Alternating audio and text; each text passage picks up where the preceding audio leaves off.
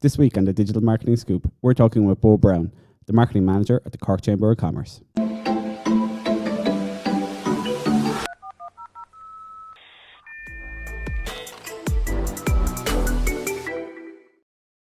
Bo, thanks very much for joining us today. Thank you very much for having me. So you're the Marketing Manager at the Cork Chamber. If you would just tell us a bit about what that entails. So I'm a support function really here for the team at the Chamber, which is about 20 strong. And my work spans a lot of the services and functions that the Chamber provides to our members in the community here across the Cork region. We have a lot of communications channels and we have a very significant amount of content that is created across the team. And my role is in delivering that content and working to channel it and focus it and ensure that it's appropriate for the right channels and audience to keep engagement strong and support our brand and what it is that this organisation looks to do. Excellent. I suppose the Cork Chamber, I don't know exactly, but it's been around a long time anyway, long before digital marketing existed. Well, that's right. It's 200 years old this year. So. Oh, wow. Marketing as a term probably wasn't even in existence at the time, but I suppose marketing as an ethos was a general way for business for a long time. And indeed, the Chamber hasn't always had a very formalised marketing function here. It's only in recent years that the organisation has looked to formalise the function and dedicate a resource to it. A lot of what we do is revolving around communications and it comes naturally in what we do as a member services organisation. If we're not communicating properly, we're not working properly for our members. Cool.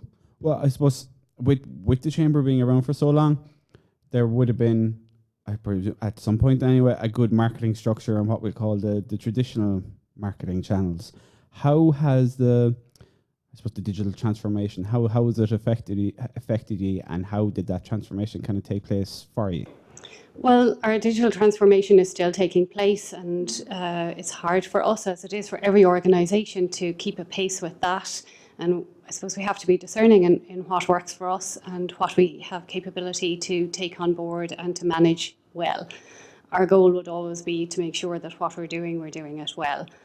Traditionally, as a member organisation, we were very focused on networking, very personal contact, and we never want to lose that, and that's what we're all about. And still to this day, we have a huge schedule of events that target on industries or sectors that bring key stakeholders in the community together and that help focus our message across a national basis as well as just locally.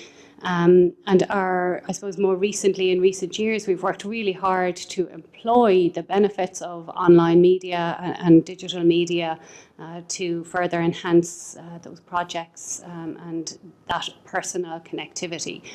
One of the big things is to try and keep that balance between having a personal connection with our membership bases and the individuals representing the companies and how we're communicating digitally. And there's a tension there that we walk and balance on a daily basis between getting the communications out to a large audience, but also making it feel tailored and appropriate in order to engage that audience well.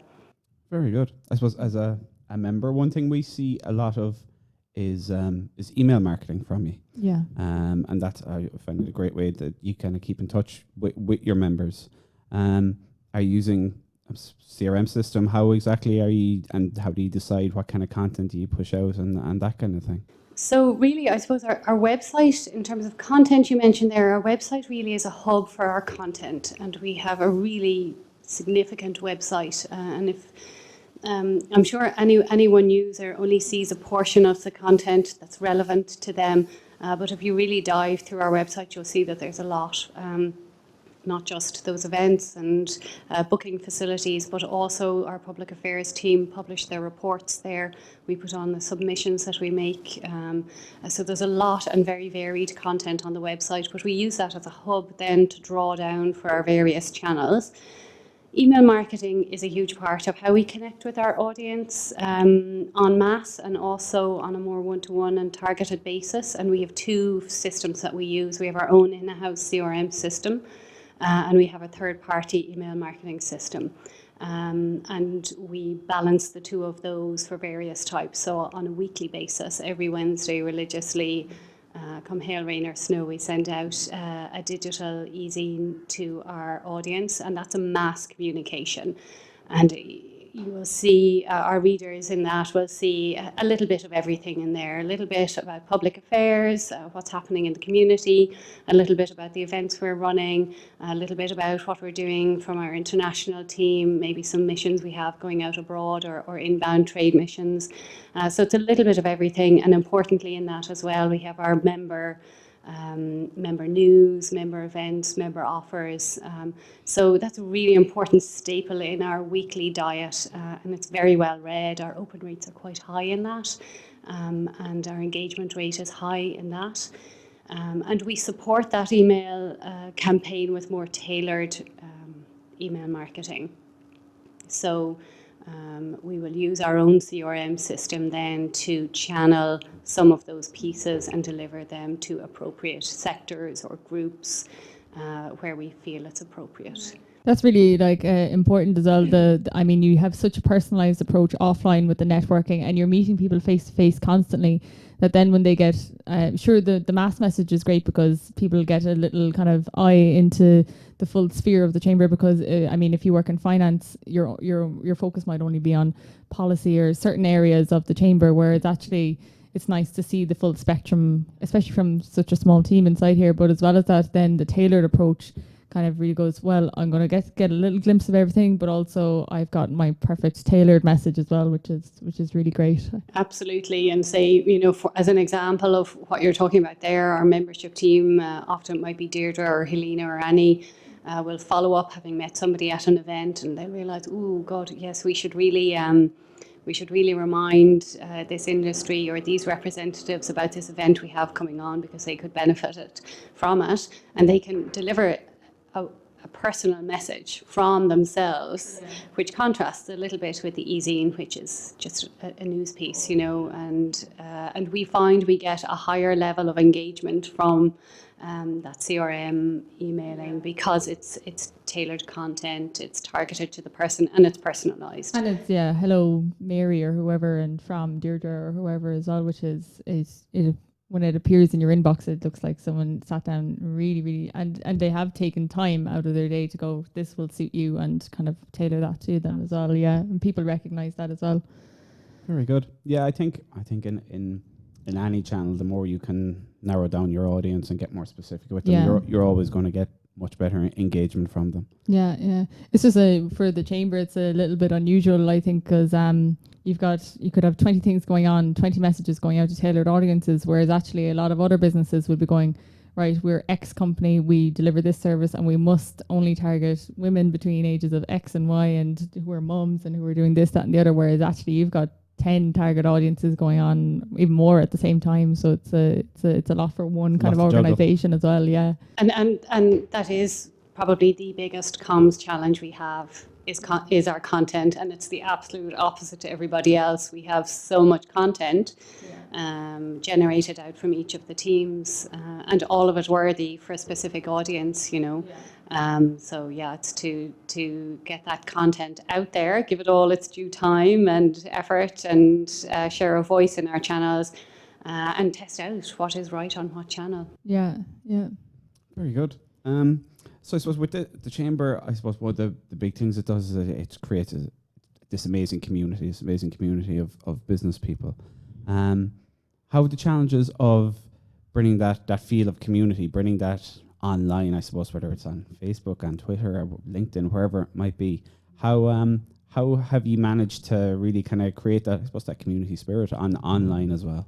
I mean, nothing competes directly with meeting in person and the networking in events, and it's hard to recreate that sense of atmosphere when you're inside in a room, you're meeting people that you knew from before or making new connections.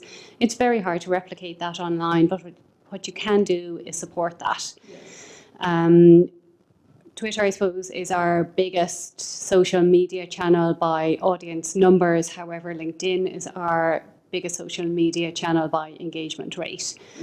So we're working hard to increase our audience following on LinkedIn while keeping the engagement rate high, which is the challenge. And what LinkedIn offers that is maybe harder to replicate on Twitter, LinkedIn offers a more industry cluster community approach, because there's that lovely tension between your individual personal profile and the company you're representing or the sector you work in. And so if Bo Browne likes and shares something on LinkedIn that's happening in the industry of the chambers, it'll go out and connect with other people. Or if I share something around marketing, all the other people I know working in the field of marketing and comms and maybe PR will see it. So LinkedIn gives us a great opportunity to have people and individuals and representatives and professionals and experts engage in our content and share it out and therefore endorse it. And so it helps us to create a network beyond our own immediate reach. And it's hard to define that, and it's actually hard to define that as a community, because when you say a community, it nearly feels like your circle of friends. But really what LinkedIn is empowering us to do is stretch onto friends of friends and connections of those professionals. And it's really powerful for us. Our community and our members and the people who represent the company members in the chamber are our best brand advocates. And our community are our brand in a way. We serve them, we represent them, and there's a lovely connection there. So LinkedIn has proven over the last year to be growing and giving our brand a greater power kind of through the communication channel of LinkedIn. That said, we do use Twitter, absolutely.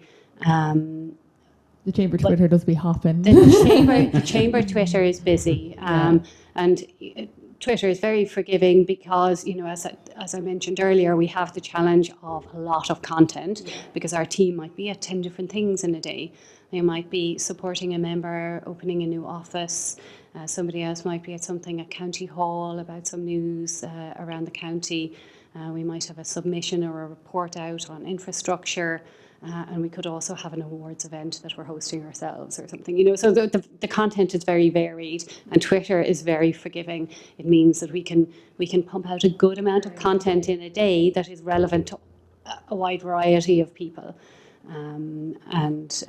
You know, we know not a lot of people come onto our profile page and read down through it. That's not really how Twitter works, you know. So it allows us to show a lot of what we're doing within one 24-hour period. I see you doing some of that as well on Instagram stories. Like where again, it's somewhere you can really churn out a lot of content. Like the other night, I know the event in Dublin, there was a rake of footage and imagery from that event up there and announcements on the night. Absolutely, and Instagram is such a lively platform, and it allows the other side of our personality to come out a little bit, because as a business representative organisation, our tone of voice and our brand voice is a somewhat serious voice, I suppose, and Instagram allows the slightly lighter hearted side of the chamber world. A lot of our members are on there and they like to engage in it, and it's it just brings a different side to it. Fun side. It is, absolutely, you know, and when you are at events like our Dublin dinner or the CDMA Awards, they absolutely lend themselves to, you know, sharing that fun side of the networking, because the networking is fun. People are there, they're making business connections, they're kind of laying some foundations for future contacts themselves, but at the same time having a lovely time, you know, and that's what we like to do, and Instagram really shows that well. It does, and it's content that, as you say, you wouldn't really put up on LinkedIn, but it's perfect then for a platform like Instagram Stories or Twitter. It's kind of just about knowing your platform, knowing the audience on it, and then and in your case where you have all the content anyway, it's just, I suppose it's more the decision on which content as opposed to what will we create. Yeah, that's it. Yeah, I mean, a lot of certainly my role here in the company is not around content generation ever. It's about content adaptation. And kind of cutting and slicing. Yeah, that's it. Cutting and slicing it and pointing. Really, I'm a signpost. Yeah. a human signpost, really. And yeah. Yeah, it's such contrast to usually we're, as an agency, we're sitting down with clients to go, right, so what do you do day to day and how can we create content, and is there opportunity to make a video, is there opportunity, and do your staff know how to use it, can people integrate with it and stuff, and it's the complete opposite side of the coin here. Like it's such a tailored approach, or you have to really tailor your approach to it. Yeah, and it's as well in that case of people not wanting to maybe be on camera, be on podcast, be on stuff like that, and that's a big thing as well. Yeah, it's a tough point for smaller businesses, especially one-man shows and things like that. It can be hard to do everything and then whip out the camera at the end of the day and tell an audience what you've done and everything as well. But what I would say to them is that you don't have to put yourself on camera, and aside from being in the odd social pic at an event, I myself don't put myself on camera. You can point your camera the other way, maybe, for other people. It's the biggest challenge for small companies, and we see this with our membership as well, is to allocate the time and resource to it. And, the Chamber has tried to kind of ring fence my role here to do that, to allocate the time to grow the channels, and the online channels being a good chunk of that. And I know myself, even though my role isn't a digital only role, I could easily spend my entire week on digital channels. They eat up time, and they deserve the time. And so I suppose that's the biggest challenge for SMEs and new companies, is to allow yourself and encourage yourself and challenge yourself to allocate a bit of resource each day or each week to your social media to grow. It won't, yourself, it won't grow without it. It really won't. And LinkedIn as a channel, we're working to grow it because it is responding so well. Our membership and network is responding really well to our content being signposted to it. But it takes time to grow it, and I don't myself even get to do it every day, but you have to sit down and try and make sure. It takes time to tag on LinkedIn. It's time consuming to tag the people you met, to tag the people who are speaking, to tag the panelists at the event, but it works, and that's how it does it. And you'll see each time you do it, that's really rewarding though, because you'll see a jump in 20 followers. They're hard earned, but it's rewarding then, and your impressions go up exponentially then. We're finding LinkedIn is at the moment, whatever the way they've structured their organic their algorithm has changed. There's a lot more organic reach there. It's like Facebook 5 years ago. Only for like we did a podcast recently and with Fraser Cottrell, and he was saying that it's just like that. It's like Facebook 5 years ago, but but for business people. So it's perfect. Like people do go on to LinkedIn, people do scroll through the newsfeed on it, and it's unusual the way at the moment as well that you'd see a lot of like creation in the newsfeed that you wouldn't have seen even a couple of years ago. Like people are putting up videos, people are kind of really broadening out what content and what they create on the platform as well. And it is in some ways not to the level of Instagram or Twitter right now, but there is what we call less professional content. There's more kind of personalized content going up there as well. And stuff like you'd that. See on YouTube almost.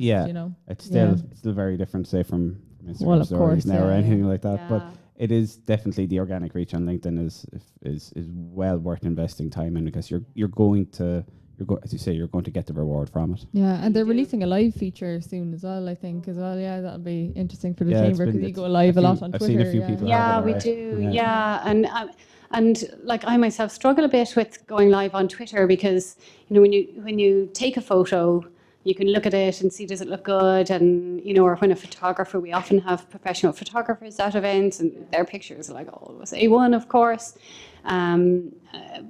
But the live feed is so dependent, and we don't have a nice professional camera setup like yourselves. We use it from our iPad or our phone, and I struggle a little bit with that quality. Should we do it? Shouldn't we do it? And yeah, should we share out that amount of content or not? And it's that struggle again with content. Should we put it out there? Or should we hold back a little bit or not? You know, or does it come across as well even out of the room? You know, and that's that bridge of offline and online. When you're in the room, it's lovely. You're meeting people. You're having a cup of coffee. You're having a croissant. You're at your business breakfast. But when you're out of the room, you're hearing the content out of the context of the room, out of the atmosphere. Those still down moments where people are walking up and down off the stage. You're not at a table where you're chatting to the people beside you. Yeah.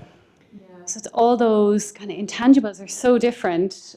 Offline, I struggle with that question of, is it worthwhile doing or not? We still do it at the moment, but I question it. Yeah, I think for us, when we talk to clients about it as well, we always kind of say that a little bit of imperfection is perfect for live video, because people can't, if it's impossible to have a perfect live video. And if you're aiming for a perfect live video, it's not going to, it's very difficult. It can even come across fake then as well. Yeah, like somehow you've managed to put up this pre-arranged video live. I know. That would be a feature I'd love to figure out how to do. Yeah. And maybe, you know, I think other channels like, you know, on YouTube and stuff, and when you see, say, YouTubers doing their live pieces, you know, it's one or two people kind of speaking to camera or doing a kind of live house tour or whatever it is they're doing. But, you know, I think the atmosphere in a large room of 100 people is kind of different, you know, and there's a lot of factors out of your control there.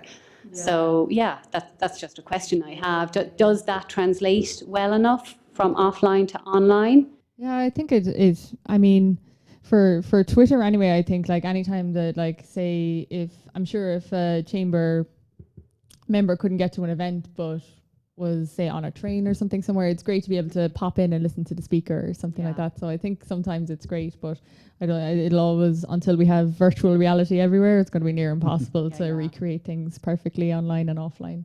So, Bo, if somebody is listening and maybe they're not a member of the chamber, or it's not something they've kind of interacted with before, where's the best place for them to kind of to start looking online or offline to start interacting with the chamber and see how it could help them? I suppose our website is one port of call where people will find out a little bit about what we do and the breadth of our services. And, you know, we have a full members area there that our membership use for their own promotion as well. But we have all our services listed on there. Our social media channels are a great way to see what we're doing and how we're involved in the community here in the Cork region, and how busy we are and the breadth of what we're doing and the out and about aspect of us. Thanks for listening. That's been this week's episode of the Digital Marketing Scoop.